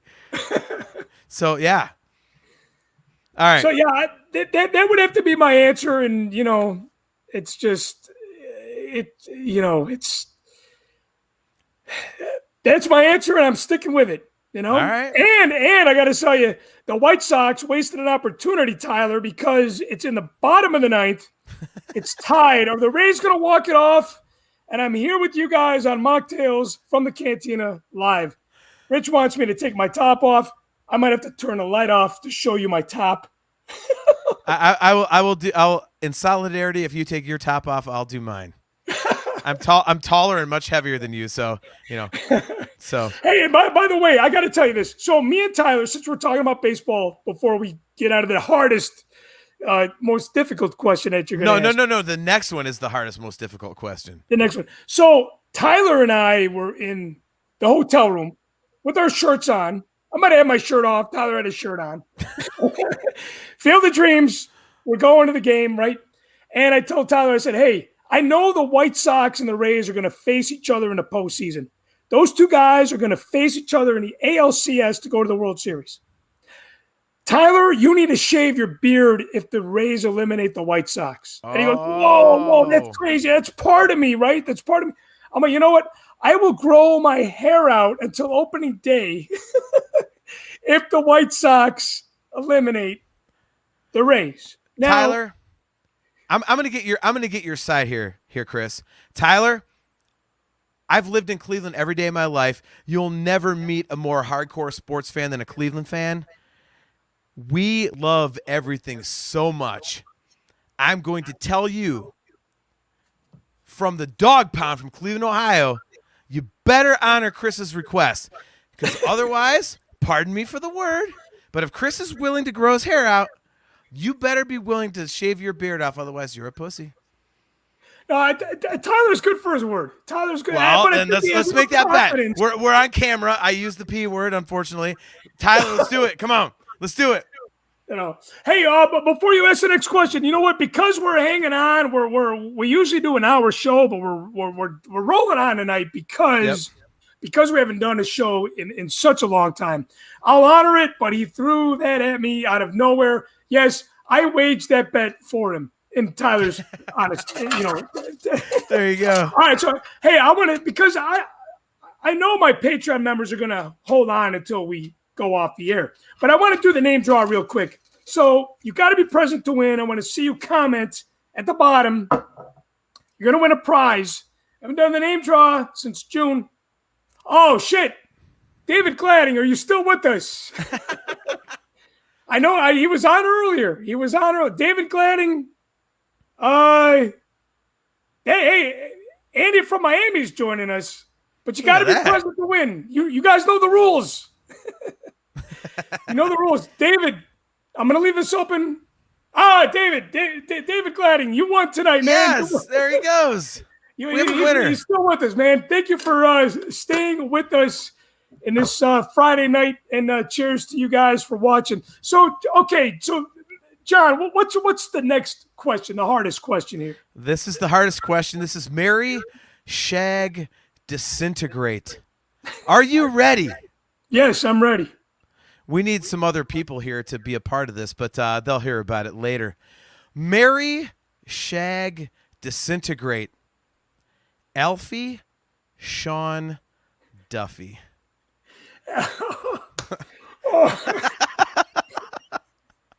When you said that was the very first thing I wrote this morning when you were like, oh, yeah, we call it Marry, Shag, Disintegrate. And you're like, I love hot button topics. I was like, ooh, I got one man, for him. I got to disintegrate one of my friends? Oh, yep. Shit, And you got to shag one of your friends. Okay. So there you go. I am going to marry Sean. I'm going to shag Duffy. Oh, you're disintegrating Alfie. I'm just... Wow. Hey, this is a Machtails first here. Okay, so, and you know what? I'm not in that much trouble because I know Alfie does not have enough patience to watch the entire show. But no, I would say, Sean is a really, really good friend of mine. I love Sean. He's my brother. I know he'll say he loves me back. I hug all those guys. I'm Italian. I hug everybody. I get that. I know Duffy's really into porn. I hug Duffy. I hug Alfie. Duffy's really into porn, so he might be a fun guy to shag. Maybe almost made a spit all over my computer. Wow. That's an odd reason. He's a good friend. No, he's into porn, so I'd fuck him. No, I feel like Sean is my brother. We have gotten into fights. We've told each other to fuck off. We've made up. I feel like I'm already married to Sean, if that makes any sense. All right. Yep. But I think, yeah, I answered that kind of quickly. So my answer was pretty honest and open. So what you're saying is you don't really like Alfie. No, I do like Alfie, but you answered so fast, meaning you really don't like him. No, I do like him. He's the very first friend you'd be like, piss off. No, you said put you on the hot seat, so I did. No. But if I have to choose, I mean, I have a bigger and deeper history with Sean. Okay. And if to say that I would disintegrate Sean would be like, dude, the marriage is over. And, to me, Duffy is really the, okay, remember when Obi-Wan and Qui-Gon and Anakin, they all meet and they have this fateful meeting? Yeah. Duffy introduced me to my ex-wife, and that was a dumpster fire and a train wreck, and it set me down. Well, that ought to be the disintegration right there. But what the hell did Alfie do that's worse than that? No, but here's the thing. If I would never have gone through that, I'm a big fan of the butterfly effect. And you guys know okay. Me, if you take Duffy out of my life, if you take Fishbone out of my life, if you take Beers at the House of Blues on a Tuesday night out of my life, there wouldn't be me and Duffy. And Duffy, I should say Duffy and I'm really bad grammar. But Duffy was the one that kind of paved the way for the prophecy, if you will. Okay. And if I never went through meeting my ex-wife and going through the divorce, I would have never been with my wife, who's my best friend Yep. to this day. And I feel a little emotional about that. No, that's good though. That's good though. I mean, I get it. Like I have, like, I can literally trace, like, me meeting my wife. I can literally trace back to discovering Van Halen when I was 8 years old as a little kid. Like, if you go through the rabbit hole, like the butterfly effect, like you said, like I firmly believe in that myself. So I get that. I think what people need to realize and understand, and it's easier said than done, is if you have an element of your life that you're struggling with or you struggled with, like if my dad never died, I wouldn't be here right now. My dad didn't commit suicide, I wouldn't be here right now. And I opened the force within us that way. Right. And I don't know what it is, but I've always looked for the silver lining in an organic way. And I feel like I've found it. And I think it's a lot easier to tell people that, right? Especially when they're going through some hard shit. But when you look back on it, don't remove anything from your life, because if you're still with us today and you're still with it today, you're probably in a better spot than you were before. And if you didn't go through that hard shit at the time, you wouldn't be in the good spot that you are today, Yep. I completely agree. My wife and I are a perfect example. I think every relationship that you have, be it with friends or, with, romantic partners, like, you kind of learn what you are willing to put up with and what you aren't willing to put up with. And it kind of like you get more and more picky as you go, which means as you go, if you've paid attention to those lessons, you end up with someone better. Like my wife, like I tell people, like, I sing in a band on weekends, a cover band, and we play in front of a lot of people. And I always tell people, especially we play a lot of weddings, and I tell people, like, I am the most happily married man you'll ever meet in your life. And I mean it from the bottom of my heart. Like, Cris, you said your wife's your best friend. Like, that's me and my wife, Steph, I hope that when we finally meet in person, your wife's there and Steph is there, and we can all, like, four of us meet up. It'd be the greatest double date ever. And, like, it's, you learn what you like and don't like, and that's why your wife is your best friend. My wife's my best friend, but I've had the same two best friends since I was in kindergarten. 5 years old, so it's been 40 years, and you learn your tolerance levels for things. And I think as your tolerance for bullshit gets more and more narrow, the people in your life that actually belong there become more clear. So, well, I think too, one of the things is that you find somebody. Look, I know I drive people crazy, and you find a spouse that becomes your best friend. And, like, I think, like, my wife has put up with so much of my shit and my crazy antics. It takes a special person to do that. Oh, I know, man. I'm a lead singer of a band. I'm an over the top personality a lot of the time. Like, and my wife is just like, you're an asshole, but she loves me. Like, she knew that about me from the get go. I'm sure your wife's Danielle, right? Or Danielle's your daughter. My daughter is Danielle. My wife is Michelle. Thank you. I was trying. Sorry. So yeah. So, but Michelle right off the bat knew, like, when you guys met, like, you are a little bit larger than life, and this big Star Wars thing, like, so she knew. But knowing that right off the bat, like, she accepted it all the way along. It's like, and that's pretty cool. It's like, because she knows, like, we're going to have a normal relationship as two people will, but he's also this guy on the side that's like this huge Star Wars nerd. And, I do this stuff, and, I know all these famous people, and I do this, that, and the other. Like, and that's cool, because an average person cannot deal with that because it's not normal. And, right. You know what I mean? Like, I think both of our wives deserve a ton of credit, because things that you and I do on different levels. Yeah, dude, seriously. Yeah. Cheers to our ladies. Yeah. So, yeah, I mean, it's good for them. I'm going to bring it back around to the question after we got emotional, because you have not explained. I think you dodged the question. Why did you disintegrate Alfie? So you're like, he's not going to listen. Ha ha ha. Well, you know you what? never explain. You know what? I will say that somebody had to be disintegrated. And if I disintegrated Alfie, if I disintegrated Duffy, I would be killing somebody that had led me to this golden trough that I drink from. Not the golden trough at Wrigley that people piss in. I think they got rid of the trough at Wrigley, but Right. you know, yeah, that in Cleveland, Old Muni. So yeah, I get it. And I feel like Sean has been more available to me. We've spent some heavy moments together. Okay. I just feel like when you ask who's going to be disintegrated, somebody's got to go. You know, and I mean this in all due respect. If you remove Alfie from my life, I don't believe the butterfly effect necessarily changes. But if you remove Duffy from my life, it changes completely. And I would hate to even think about my life changing that way.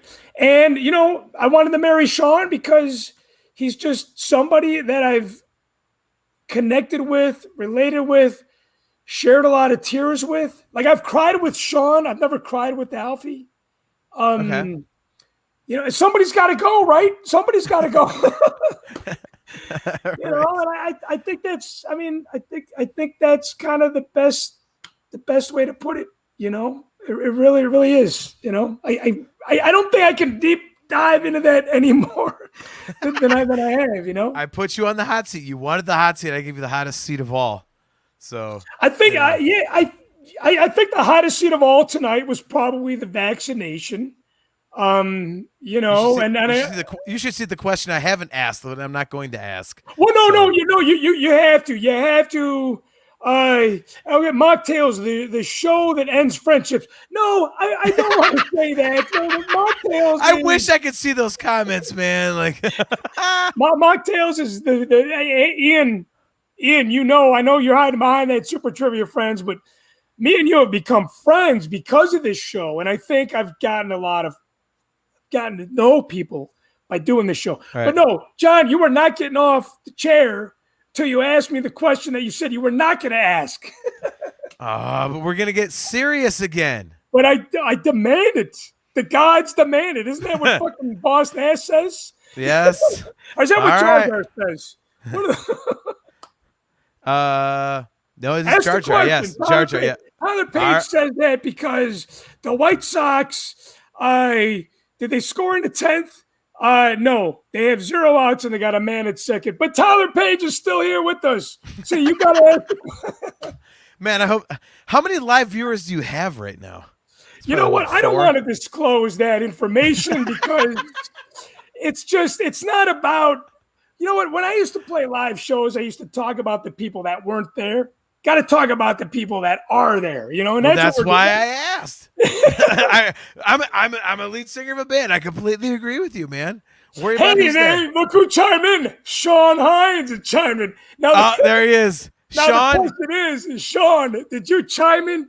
Did you tune in just now, or were you here when John Drake asked? Sean, this is a serious question. Were you here just now, or were you here when he asked the question, shag, marry, disintegrate, Alfie, Duffy, or Hines? You know, that you know what? If you weren't here, you got to go back and rewind it. I am not going to talk about this again. But you chimed in on a great moment, for sure. So, John, let me hear that hard question there. Oh, boy. All right, so we went through this, and unfortunately, this is a serious one, but we have other things we can get. Sean, spoiler alert. Sean, I would marry you. I would marry you, man. Hey, Adam, thanks for chiming in. Why would you do that? You should have made him go back and watch. He's going to go marry the guy. Put him through some grief. You murdered Alfie. At least put Sean through the ringer for a bit. Got to go back and watch. Sean's going to go back and watch. Yes. Well, John, now, of course. You need to, man. I love you. And I tell John why I love you. Anyways, John. Okay. Next. All right. So this is a two-parter, same issue. You asked me today how I feel about my Cleveland Indians changing their name to the Cleveland Guardians, which then went into how do we feel about them changing the name of Slave One to originally Starship One, but now apparently it's Fire Spray. What do I we believe think it's about Firespray. these name I could be wrong changes? on that, but No, you sent me the right link, and I'm going to answer the Cleveland thing first, because I lived in Cleveland every single day of my life, and it's a much different issue here in town than it is nationally. We had people protesting outside of home openers every year for the last like 20 years, but it was like 20, 25 people, and it was only about Chief Wahoo. So they decided they're going to get rid of Wahoo. Okay, cool. Then all of a sudden, out of nowhere, our team goes, we're changing the name from the Indians. And we're all like, why? Like, no, and nationally, people are like, good. People have been complaining about that forever. No one has ever complained about that in Cleveland. That's why we're all like, what the fuck? No one has ever complained about the Indians. So for us, we're just like, what in God's name is going on? So if it has to happen, here's my feelings on the Guardians. That was the one name that I wanted, because the Guardians are actually 4 statues that are that are on a bridge right across the street from our stadium, and they're called the Guardians of Traffic. Actually, my wife, her uncle, his father worked on those statues, so we have that in our family. Her by blood, me by marriage. So it's cool. So technically, like the logos you'll see next year are actually right across the street from our stadium. So it's kind of cool because it's built-in branding and all that kind of stuff. So that's cool. So we're gonna be the Cleveland Guardians, but I'm gonna just say, since it's you guys are, most of the people watching from out of town, nobody was protesting the name Indians here in town. Why? We were all like, when they're like, yeah, we're gonna change the name, we all kind of went, why? Wait, huh? What the hell, huh? Well, we have to be sensitive to this, that, and the other. And we're like, but no one's been bitching about the name Indians. Like, why are we doing this? So we still have no idea why. And at least the Guardians thing is cool, but the logos suck ass. So it's like, yeah, I feel like the logo could be better. So because I remember going, I've been to Progressive Field 3 times, yep. And the Native American group of people were out there all 3 times. Yep. And so their complaint was Chief Wahoo, which I believe they got rid of Chief Wahoo. It's very rare to find Chief Wahoo on 2016 merchandise. I saw it. Back then it was there. The Wahoo thing was like either 2 or 3 years ago they really started phasing him out. But in 16 it was still a cool thing. Like, I mean, honestly, like the entire thing, even the Wahoo thing, there was only like 20, 25 people at the home opener every year, and no other game. You have 81 home games in a baseball season. Home game, Native Americans were out there. There's like 20, 25 people. Oh, stop Wahoo. 80 other games, they're nowhere to be found. All of a sudden, it's this gigantic issue. That's why in Cleveland, we're like, what the hell's going on? Like, this is not like the rest of the country's like, oh, this is the big issue. And we're here in town going, no, it's not. Like, where's this coming from? Like, there's like 20 people out there one time a year. Like, what the fuck? Like, it's the weirdest thing to us. Like, the whole country's making this big deal of it, and we're all going, what the hell's happening? Like, it's so crazy, man. So Sean asked if the major league movies are canceled now too. Again, John, they better not be. Go back to a part of history that night. It's like the Indians will never be in the World Series. Then the Guardians will, but the Indians will. And that leads into Slave One. So, since it's now Fire Spray, do we now? And this is something we got into on our show. You'll appreciate the humor in this. Like, I get to go free. Yeah, you're no longer a Fire Spray. Well, okay, so my good friend and Patreon member Rich Brendel chimes in. He says if you go to the official Star Wars site, the debate is it's still Slave One. The debate is just for namby-pambies who like to complain. So that's the thing that drives me nuts about the fucking internet, because there's so much stuff out there that is, you can get obviously misled very, very easily. Yep. So is it really happening? Are they really, really changing the name, or is it really mamby-pambies? But if they change the name to Slave One, what I said on my podcast show, and my podcast show is a Patreon only exclusive, but I will tell you some content that I've shared on that show. Slave One, okay, it was Slave Leia. It was Han Solo was a slave to Jabba the Hutt. If you were in Carbonite, you were a slave. That ship transported slaves. Slaves go back before the African Americans were slaves. I don't know the history, like the first slave ever. I don't know that, but I know it goes way, way, way back.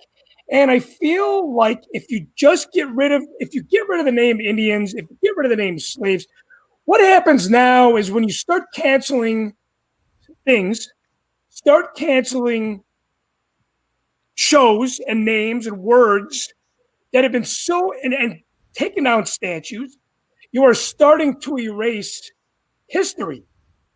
And I think we're smart enough now, and we're open-minded enough now. We support movements. Hey, Cris. Yes. Solo yourself, because you need to keep talking about this, and you need to be solo on the screen.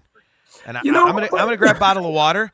Seriously, I'm gonna grab a bottle of water. But you are at an amazing point. Solo yourself and keep going. I'm gonna grab a bottle of water. I feel like if you erase everything, you're getting rid of history. And I think if you get rid of history, you cannot. How are you going to teach history if you erase it? And who the fuck am I? I'm just an independent filmmaker. But I feel like I can't take my daughter to the parks to see these statues of bad people and tell her, Like I remember I was watching a Modest Mouse video with my daughter. It was very graphic. My daughter probably should not have been watching it. But it was about a bunch of whales. It's an animated video about a bunch of whales killing people, sparing people. And my daughter goes, God, why are all these people? Yes, Adam is right. History does repeat itself regardless. Yes, so even if we erase it and we hide it, it's still going to come back. Still going to come back. But this video that Modest Mouse did, King Rat was the name of the song. My daughter's like, why are the whales killing the people? And I told her the whales are killing the people because people have been spearing whales for years, mostly illegally, if not illegally. And then the whales take the people, the flesh of the people, turn them into cookies and feed them to the seals. And environment is bad. We've kind of ruined the seals with oil spills and whatnot. But if you started, I'm going on a tangent now because I'm solo. But I will say, you have to know. This goes back to Star Wars. How will you know the difference between the good and the bad? Yoda says you will know the dark side, and then at the same time in Episode 8, Luke says, "For just the good to belong to the Jedi and nobody else." The spiritual side to just the Jedi and nobody else, it's not right because there's other people that are on spiritual levels. Fallen Jedis, even the Sith are on a spiritual level. So to erase history and to start changing and canceling shit, start renaming things, you're not going to learn. Not going to learn from it. Yeah. I think you make several very good points. The one thing I would simplify, I think, in this whole argument is that when it really comes down to it, like, back to the origin of the discussion, slave one, like the word slave, like, we got to eliminate that. Like, I'm all for free speech. You and I talked offline that we're neither of us are 100% this side or 100% that side. And to me, words are just words. They're only hurtful if you let them. I get that there's some words that have historical significance that are pretty brutal. But for the most part, in almost all instances, words are only hurtful if you let them. So I think it's, yeah, well, it's that simple, man. It's that simple, but it's hard. It's like, to me, I heard something bad and it set off a trigger. You know, I let it hurt me, you know, from a personal level. And, you know, I don't know. I mean, those are great words of advice. It doesn't that go back to sticks and stones may break my bones, but words will never hurt me. Yeah. Isn't that the way it goes? Yeah. I mean, in a way, but it's true. Like, words literally are only words. They have no weight unless you give them weight. See, so, but what if now this is something I need to ask my therapist. But what if I give it weight? That's your what choice. That's your choice, and that's where all these My arguments choice. come from, because it's a choice to give those words weight. Like, I sing for a cover band on weekends, and we play festivals that draw 1,000, 2,000 people, and all that people come up to me, sober or drunk, be like, "Man, your voice sucks." I'd be like, "Man, well, I'm sorry you didn't have a good time." I could either be like, "Oh my God, like this is breaking my heart, you're a piece of shit," or I could be like, "Cool, man, like, well, I'm sorry you didn't have a good time." Like, things are only as powerful as you give them weight to be. And I feel really bad for people lately, because, like, especially if you go like on social media, people just get so offended by everything. Everything. I gotta block you, I gotta unfriend you, I got this, that, and the other. And it's like, I honestly think that social media is a big problem right now, because to me it's the digital version of that old incredibly intelligent Mark Twain quote, better to be thought of an idiot than to open your mouth and remove all doubt. Like, social media is everyone opening their mouth and removing all doubt that you're a moron. Like, and it sucks, because it creates so much vitriol and everything, and it's like so much intolerance. And and the fact that you can report someone, you can cancel them, you can block them, you can do this, that, and the other. Like, what you should do is have a conversation with that person. It eliminates conversation. It eliminates discourse. It eliminates, "Hey man, like, I feel this way really strongly. Well, I feel this way really strongly." And you just butt heads in person, and then all of a sudden you're like, "Oh yeah, but I get your point. Oh, I get your point." Like that doesn't happen online. And I think that's really, it's sad that that's where we're coming to, I mean, I think, stuff like we're doing right now, podcasting is like a perfect example, because, you have very strong feelings on certain aspects of Star Wars. I have very strong feelings on aspects of Star Wars. If we were just to post them online, we might look at each other and be like, "Oh, well, that guy, fuck that. Like, he doesn't agree with me. He don't agree with me." But when we talk about it, you realize you're much closer than you realize. And the conversation is where people come together. And I think social media and digital technology is like, that's what's driving us apart. So, well, I think social media is this invisible wall. And I you know what? There's a lot of people chiming in tonight, and you guys, man, this is probably going to be the longest Mocktails from the Cantina live show that we'll ever do. But it's hard to cut off a good conversation, Well, you get two show hosts bullshitting.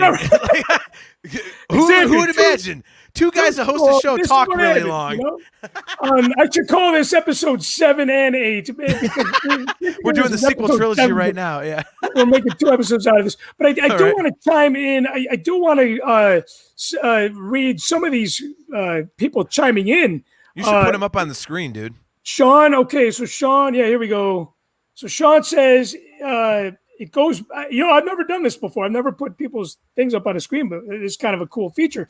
It goes better to remain silent and thought of a fool than to speak up and remove all doubt. Yes. Listen, Sean, I'm going to see you next year. And you and I we already met before I met Cris. Are you really going to correct me like that? Don't make me go get my Van Halen guitar I'm building, because you built Mandalorian arm, but I'm building a Frankenstrat. Here's a live score update. Okay, so boo. Up 11, but I will tell you, Rays get last at bat. Okay. Now Adam says Twitter is cancer. Yes. You know what? I have not been. The only social media that I use, I'm an old fucker, man. I only do Facebook. Sean also says, was it my Toys R Us comment that hurt me? No, it was not. Me and Sean are kind of like Statler and Waldorf on the whole Toys R Us thing. And if you guys want to hear my opinion on Toys R Us, definitely $2 get you my podcast show. Is Alfie in the comment section where you killed him? No, he's not. Okay? That's Sean. What else we got? Okay, let's see. This is a good one. Things that offend need to be turned into teachable moments. Amen to that. We have not had an amen to that on this Machtails from the Cantina. Sean will appreciate this. 4 minutes into it. Yes, and not canceled anyways. Like I said, teachable. Yes. I need to teach my daughter the evil. It's almost like, it reminds me a lot of, too, like, I was involved in the church many moons ago, and I remember these, conservative Christian families. It reminded me of the Jedi, the sheltered Jedi, right? It's like, how do you know the bad when you're not exposed to it? Yeah. You don't. And according to Yoda, you will know the difference between the dark. But I think to experience the dark side of life firsthand, it's definitely a teachable moment. And I think a lot of the shit that we're canceling or we're erasing is the dark side of life. And, I think we're smart enough to make our own choices and our own decisions. And if you want to gravitate towards the dark side, then you're just a Sith Lord. Right. Or a Sith apprentice at that point, And to each his own. You have to have yin and yang. You have to have a heaven and a hell. You have to have these moments that just kind of that we can see. Yeah. So we can make decisions for ourselves. I think you'll be able to relate to this. Like, I have 2 stepchildren. My stepdaughter just turned 26 last weekend. My stepson will turn 21 in April. So, they're older, but I've been with my wife for almost 12 years. So I've known them since they were 9 and 14. And I think all this cancel culture stuff and all this stuff, like, you can't say this, you can't do that, like Black Report, all this other kind of crap. It's like, my wife and I are of the same mentality where it's like, you have to expose the kids to this sort of thing. Like, I'll never forget, like, my stepson, when he was like 14, whenever Grand Theft Auto 5 came out, he's a big PlayStation guy, and he bought, he saved up his allowance and he bought Grand Theft Auto 5. And we were catching hell from all angles. Like, how could you let your son do this? I'm like, easily. Like, they're like, do you know what's in that game? I'm like, yeah, I know what's in that game. Well, then how can you let him play that? I'm like, because he knows right from wrong. Like, it's just a video game. If you parent properly, if you steer your kids in the right direction, be like, hey, some things are good, some things are not. Like, if you let them know, like, this is bullshit and this is not, then let them make their own decisions, man. You steer them in the right direction as a parent, then yeah. And he's been doing it ever since. And, this was back when he was like 14 or something. And just this last year, like, a year after he got Grand Theft Auto 5, he wanted to start working and saving money when he was 15 years old. And we told him, we're going to take 25% of your paycheck and put it in a savings account. You're going to learn to save. And what that ended up in was he went into school for the trades. He went into HVAC in high school. He graduated HVAC, decided he didn't want to do that. Now he's in college for auto repair because he's a huge car guy. And because he loves cars, he was driving my wife's old car. He had 250,000 miles on it, a 2008 Ford Fusion. He had so much money saved up in the bank. He put $12,000 down on a $44,000 Buick GT. And he's driving this beautiful car. He's not even 21 years old because he saved his money. He worked his ass off because we told him, hey, you got to save your money. Here's the benefits of saving money. And now he gets pissed off if his spending account is under $3,000. And he's been playing Grand Theft Auto ever since.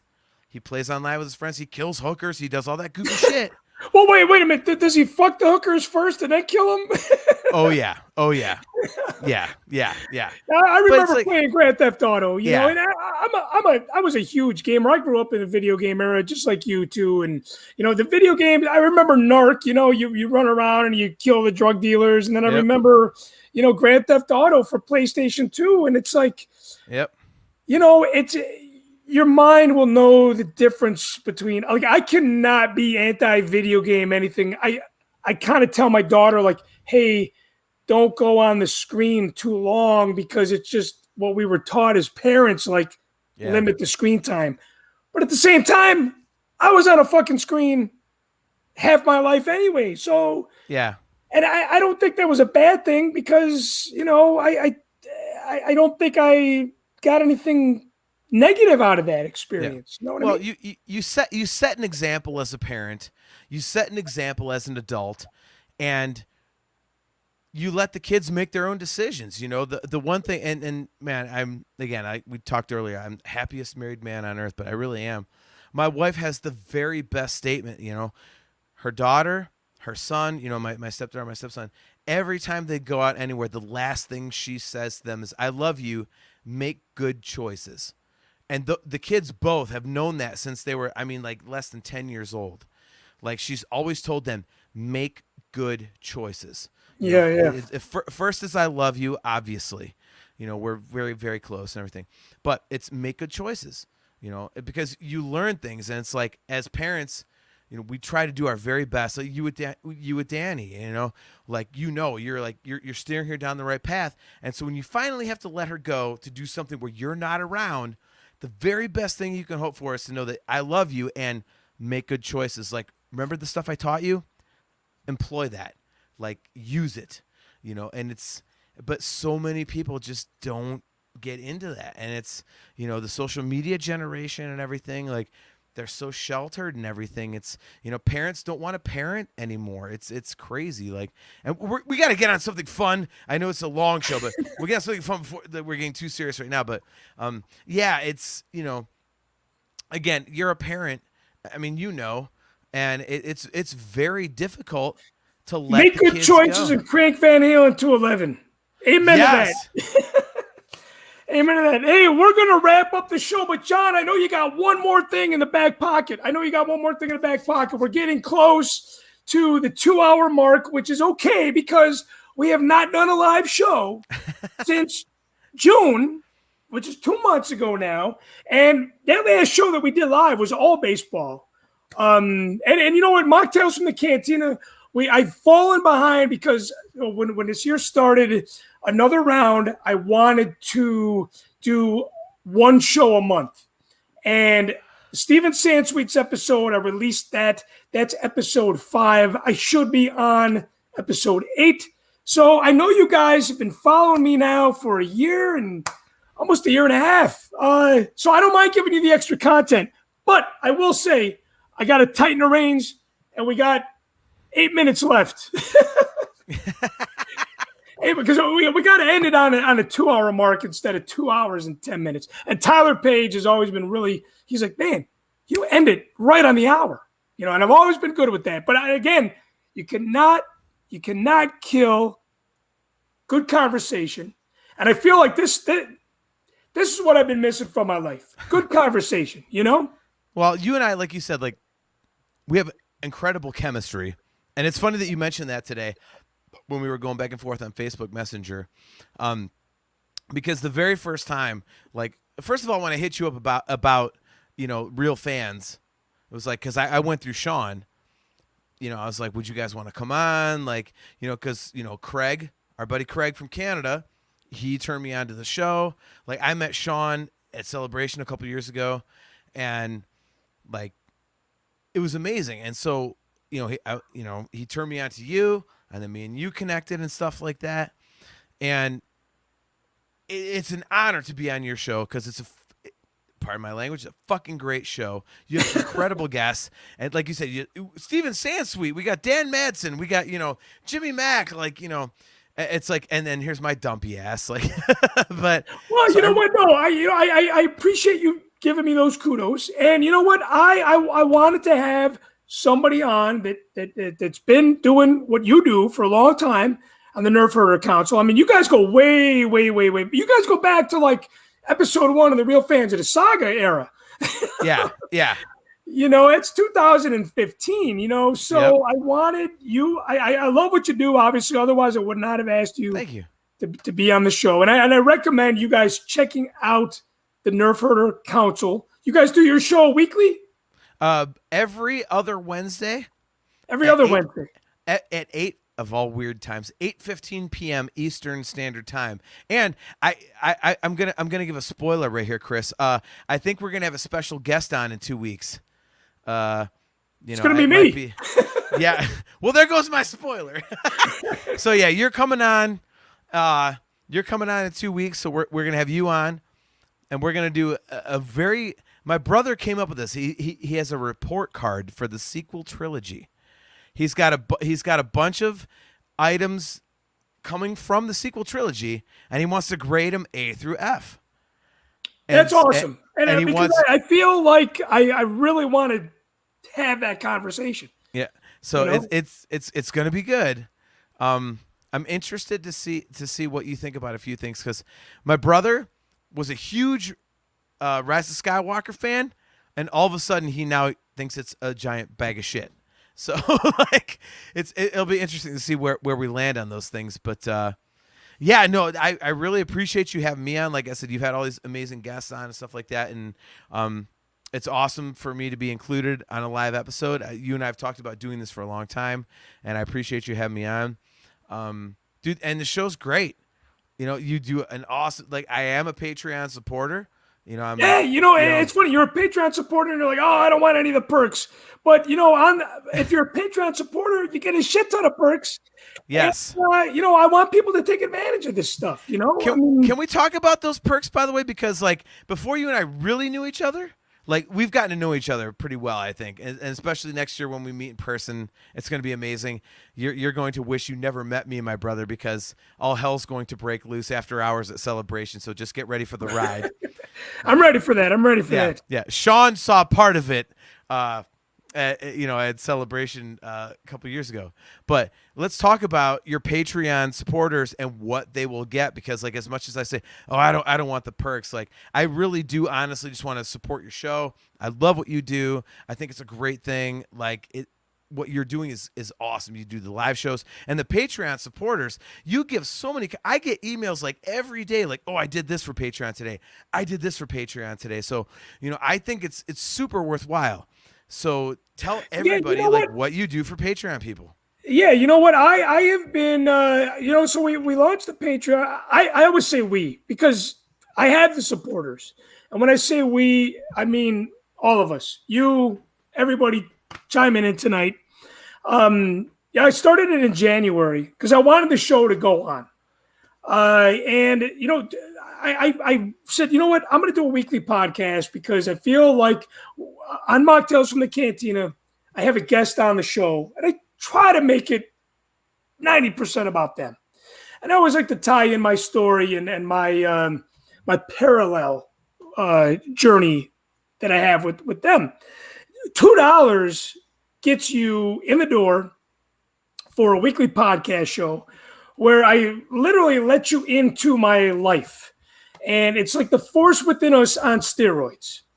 And $5 gets you inside the Wampa Cave, where I share my collection. I take a piece of my collection, talk about it. It's a video segment. And then you also get coasters. It was originally 4 coasters of this, but then I made a coaster for the live show. Then I made a coaster for Inside the Wampa Cave. So you get the whole entire set. And then I throw in like extra free shit, like the stickers, right? So, got these die cut stickers designed by my friend Barry Harmon. You get a bottle opener that's a magnet. So my favorite one, now you got, the one that you got is 11:38. So I do a happy hour chat, sit down for an hour. You also get the Inside the Vault segment. I feel like this is a PBS commercial.